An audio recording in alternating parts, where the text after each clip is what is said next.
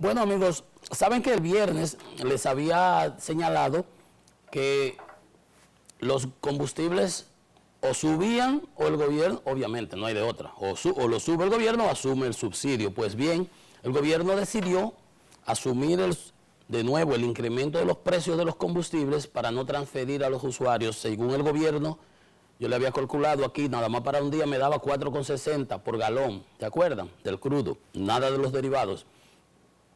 Entonces el gobierno señala en la publicación que hace Industria y Comercio que para proteger a los usuarios asumió una deuda de 251 millones de pesos porque los combustibles debieron haber subido 10 pesos el galón.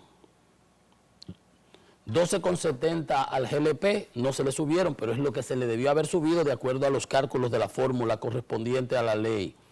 12,70 al gasoil, 11,61 a la gasolina regular, 11,18 a la premium, 6,70 al gasoil óptimo y 7,11 al regular. Y el gobierno asumió en esta semana solamente 251.2 millones de pesos. 251 millones. Recordemos que hacía 2 semanas había asumido, para no tocar los combustibles, 165 millones. Y que la semana previa a esa, entre una por el medio, porque aguantó y la siguiente no pudo y tuvo que subirle y le subió hasta 9, ¿te acuerdas? 9 pesos por galón. Aguantó 65 millones y ahora habla de 251. Decía el presidente Luis Abinader en estos días que se habían asumido alrededor de 2.000 millones de pesos en subsidios del combustible. Ciertamente que el gobierno está teniendo una situación complicada. Ustedes recordarán, bueno, hoy es lunes 8. El lunes día 1, el de la semana pasada, el lunes pasado, para ponerlo simple, el lunes pasado, el intermedio de Texas, el crudo ligero de Texas, el West Texas Intermediate, que es el que se usa como referencia para el cálculo del precio de los combustibles, en la República Dominicana estaba en 62.48, 62.48, 62,48 dólares por barril. Para el viernes pasado, cuando yo hacía el programa aquí, ya estaba en 65,40. Y yo les dije a ustedes, ¿se acuerdan? Subiendo casi para meterse a los 66. Seguramente terminamos. Yo me fui de acá, el programa fue 65,40. Cuando chequeé el sábado a las 9 de la noche, ya los crudos con venta a futuro del mes de abril, el crudo de Texas estaba en 66,28. De 62, en una semana, del lunes al sábado, subió, bueno, 62,24 a 66,44, 4 dólares el barril. 4 dólares por barril. Y esta mañana, a las 6 de la mañana, estaba en 66,24, igual que anoche, que el sábado. O sea que cuando abra la bolsa mercantil de Nueva York y empiecen las cotizaciones dentro de a las 9, a las 10 de aquí, cuando acabe el programa, creo que a las 9 que abre, hay una hora de diferencia, creo yo. Pero bueno, a la hora que abra, pues veremos cómo se mueve el petróleo. Lo que es importante tener en cuenta es que hoy está a 66 y hoy es lunes. El viernes estuvo a 65,40 y el jueves estuvo casi en 62, 63 por ahí. O sea que las proyecciones para esta semana que está corriendo, en que el gobierno asumió 251 millones de pesos, es de que el combustible pues siga subiendo para la próxima semana, porque el corte se hace el miércoles, pasado mañana. Vamos a seguirle dando seguimiento. 66,24 estaba esta mañana a las 6 de la mañana y veremos a dónde llega el petróleo al miércoles, que entonces implicaría otro incremento o el gobierno tener que asumir otra cantidad importante parecido a esta que asumió de 250 millones el viernes. Pero estamos temprano en la semana, vamos a ver cómo los mercados se van desenvolviendo. Lo que es importante es que ustedes recuerden que el lunes pasado estaba en $62 y esta mañana ya está en 66. En una semana, lo que no se había visto en años.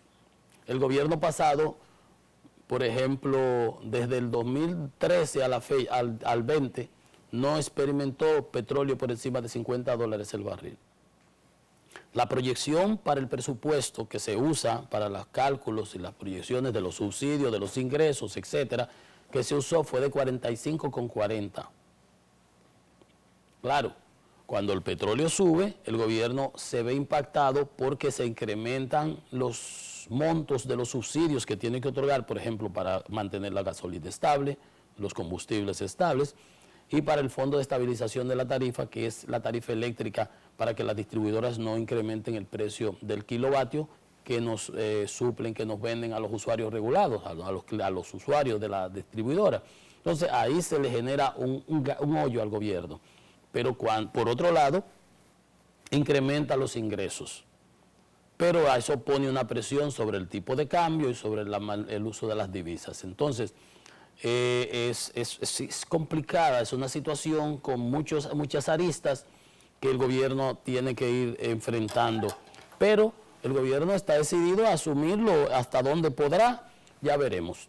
Hasta dónde podrá aguantar, sostener los combustibles, porque recuérdense que la semana pasada le tuvo que subir 9 pesos al galón. La de arriba, cuando hizo el otro incremento, que ya no aguantaba, le metieron 7 a un gasoil y 4,50 a las gasolinas. O sea, son impactos, son incrementos impactantes que tienen sus repercusiones en el sector transporte, en los rubros alimenticios por el impacto del transporte en los mismos, y en la producción agrícola y en la producción industrial, manufacturera. Entonces, vamos a darle seguimiento a eso, no nos prestemos tampoco a los alaridos que hay, que sí hay que cambiar la ley. Bueno, la realidad es que está subiendo el petróleo a nivel internacional, y si está subiendo a nivel internacional, no podemos esperar que aquí en nuestro país, pues se mantenga fijo o no suban. El gobierno está asumiendo una parte, vamos a ver cómo lo pueda distribuir para que el impacto en nosotros los consumidores no sea devastador, por lo menos. Bueno, ya estamos al día con eso de los combustibles. Recordar que el gobierno asumió en esta semana 251 millones para que no subiera entre 10 pesos y por ahí María se va al galón de nosotros. Pero ¿hasta dónde podrá? Ese es el dilema, esa es la pregunta, ese es el tema. Ese es el tema. Bueno, por otro lado, ustedes saben que el gobierno, el Banco Central, las autoridades monetarias han dado excelentes facilidades de financiamiento. Anunciaron 35.000 millones ahora en esta semana pasada, ¿no? A bajas tasas de interés y a plazos de 3 años, creo que 8%, para que sean prestados al sector productivo, a las pequeñas empresas. 25.000 millones adicionales de facilidad de liquidez rápida, como le llaman, deja ver cómo le llama el Banco Central, sí, facilidad de liquidez rápida. Entonces, se han prestado más de 77.000, o sea, se han realizado más de 77.000 préstamos a las MIPYME, a los sectores productivos, a los comercios, fruto de esos 215.000 millones que el gobierno, a través de las autoridades monetarias, ha ido inyectando a la economía desde que inició la pandemia. Eso es aproximadamente un 4% del Producto Interno Bruto. Es una cifra sustancial, es una cifra importante, y en relación a eso estuvieron reunidos el gobernador del Banco Central, el doctor Héctor Valdés Albizu, y Alejandro Fernández, el superintendente de banco, con las autoridades de los diferentes bancos comerciales del país, para ver cómo evaluaban cómo habían sido los financiamientos, cómo se podía mejorar la situación para el sector productivo. Entonces, evaluando los resultados, cuáles habían sido, pues, cómo había sido todo en realidad para los préstamos, los refinanciamientos, y cuál era la evaluación que hacía el sector bancario. Entonces, esas son las cosas que hay que ir apoyando, porque el dinero es como la sangre para la economía. Sin dinero no se puede hacer nada. Entonces, es bueno que se supervise todo eso y que se vea, porque, por ejemplo, según informa la Superintendencia de Bancos, en un reporte que hace, nosotros tenemos personas físicas, o sea, individuos como usted y como yo, alrededor de 1.900.000 personas con financiamiento, con créditos en el sistema, con préstamos tomados, ¿verdad? Que eso equivale a un 27%, de las cuales prácticamente es 50-50, 51.5 hombres y 48.5 mujeres, ¿verdad? Mientras que empresas tenemos 26.767 empresas que tienen préstamos en el sitio, indiscutiblemente que el peso específico de esas 26.700 es, óyame, ¿verdad? Porque allí son préstamos personales, son personas físicas. Pero lo importante es que las 48 entidades financieras que tenemos en el país han podido canalizar esos 215.000 millones de liquidez otorgadas por el sistema, por las autoridades monetarias, a través de los 17 bancos múltiples de que dispone el país. Todos los bancos, Reserva, BHD, Popular, Caribe, todos. Pero que también a través de las 10 asociaciones de ahorros y préstamos. Tenemos 10 asociaciones de ahorros y préstamos, 17 bancos comerciales y 14 bancos de ahorro y crédito. Entonces, entre otros. Entonces, esa liquidez del sistema financiero nacional ha sido transferido a través de estas instituciones, señalándonos que los activos totales del sector ascienden a 2.338 billones. 2.38 billones, un 52.9% del producto, y que creció a una tasa del 19.2%, de acuerdo al informe que nos presenta la Superintendencia de Banco en su Departamento de Estudios Económicos, señalando que a la fecha la cartera de crédito al sistema financiero nacional ascendió a 1.26 billones, un 28% del producto, un aumento de 30.000 millones con respecto a diciembre del 19. Son las informaciones importantes. Con todo y todo, nosotros hemos seguido demandando crédito, las empresas han seguido invirtiendo, el sector de consumo, por ejemplo, los créditos de consumo fueron por 19.000 millones con todo y pandemia. Y crecieron a 329.000 millones, una variación de 6.1%. Los créditos de consumo de bienes y servicios tuvo un crecimiento de 19.000 millones el año pasado y ascendieron a 329.000 millones. Entonces, los hipotecarios, 222.000 millones de pesos. Para que ustedes vean, o sea, la economía ha seguido creciendo, ha seguido caminando, ha seguido expandiéndose, y de eso se trata, Felicitamos a las autoridades del Banco Central por su visión, políticas expansivas, como se recomienda, como se ha aprendido en la historia, como lo están haciendo todos los demás países en Latinoamérica y en el mundo. Esto no es época de estar milindriñando ni aguardándose los recursos. Miren lo que están haciendo en Dinamarca, los bancos, cobrando impuestos por mantener los ahorros. El Commerzbank de Alemania cobrándote 0.5% para mantenerte tus ahorros ahí. ¿Por qué no tienen dónde colocar toda esa liquidez? ¿Y cuál ha sido el sector fundamental, por ejemplo, en la economía norteamericana?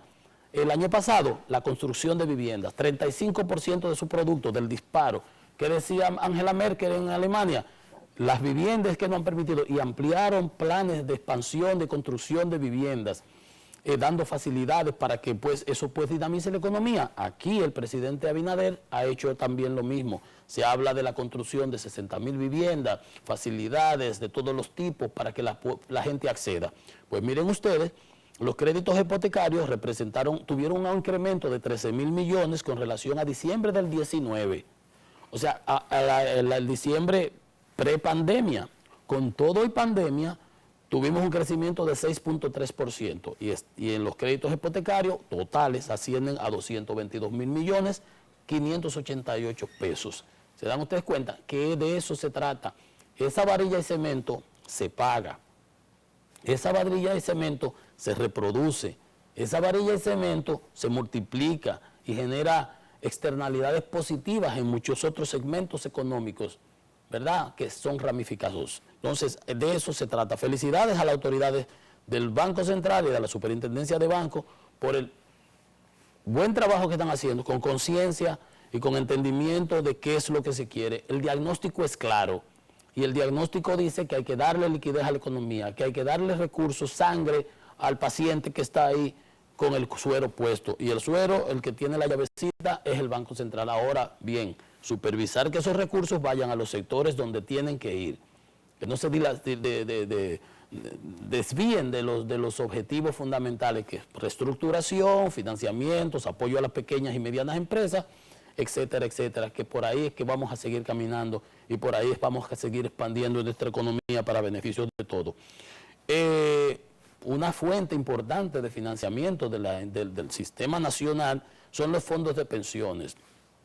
Que recuerdan ustedes que en el primer financiamiento del gobierno pasado se tomó unos recursos, los 40.000 millones que estaban en el Banco Central, que fueron liberados y pasados a Hacienda, y cuando la discusión que si debían ser entregados y no a nosotros, a los ahorrantes, bueno, con eso se financió una parte, se tomaron de las ARL, de la Sociedad Administradora de Riesgos Laborales, 10.000 millones, se tomaron 10.000 millones también que tenía el Banco Central de una línea que había otorgado el Banco Mundial, creo que era, y se hizo un paquete como yo no recuerdo cuánto fueron, 30.000, 40.000 millones, el primer paquete.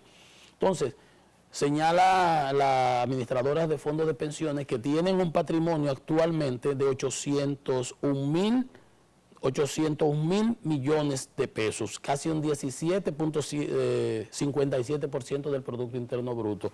Esas son las fuentes de financiamiento de nosotros, con 4.3 millones de afiliados. Estos recursos, es bueno entenderlo, tampoco es que están efectivos, disponibles, están invertidos, porque estos fondos de pensiones multiplican mediante su inversión financiera en certificados y en documentos de deuda, generan intereses que van a engrosar las cuentas de capitalización individual de cada uno de los que tenemos dinero colocado ahí o una cuenta abierta. Entonces, eso representa 27 millones de afiliados son tardíos y 27 pensiones se otorgaron el año pasado entre afiliados tardíos que entraron después del 2002, creo que es, y luego personas ya con la edad que pudieron recibir su pensión, y dicen que han devuelto entre 23.000 y 24.000 millones aproximadamente a esas personas. Pero lo importante es que ese es un dinero que puede ser usado de manera reproductiva y en determinados momentos servir de paliativo, de balón de oxígeno para cuando la economía está en estas situaciones como la actual. Entonces, fíjense ustedes que ahí estamos hablando de una cantidad importante de recursos, 801.465 millones de pesos, un 17% del Producto Interno Bruto. Es importante ese monto de financiamiento, ese stock que tenemos disponible ahí, porque realmente la economía lo ha ido usando, los sectores productivos se han estado invirtiendo entre el Banco Central, en otros documentos de deuda, y es bueno que siga reproduciéndose porque vamos a ver algunos cambios, por ejemplo, en el caso de Chile, que están siendo propuestos. En Chile hubo una debacle. Nosotros imitamos mucho el esquema de los AFP de Chile y de Bolivia, cuando hicimos la ley acá. Y en Chile ha habido un desastre de marca mayor y es bueno tener pendiente este tipo de experiencias. En unos momentos, cuando veamos los temas internacionales, veremos por arriba en qué están consistiendo los cambios al sistema provisional de Chile, pero es bueno saber que tenemos ahí 801.000 millones de pesos, un 17% del producto, que pueden ustedes usar, que están siendo utilizados para financiar nuestra economía. Eso es importante saberlo porque de todas maneras todos estamos en este mismo problema de este barco que está navegando en aguas procelosas, en aguas turbulentas. Vamos a hacer una pausa y volvemos con detalles adicionales de economía y mercado.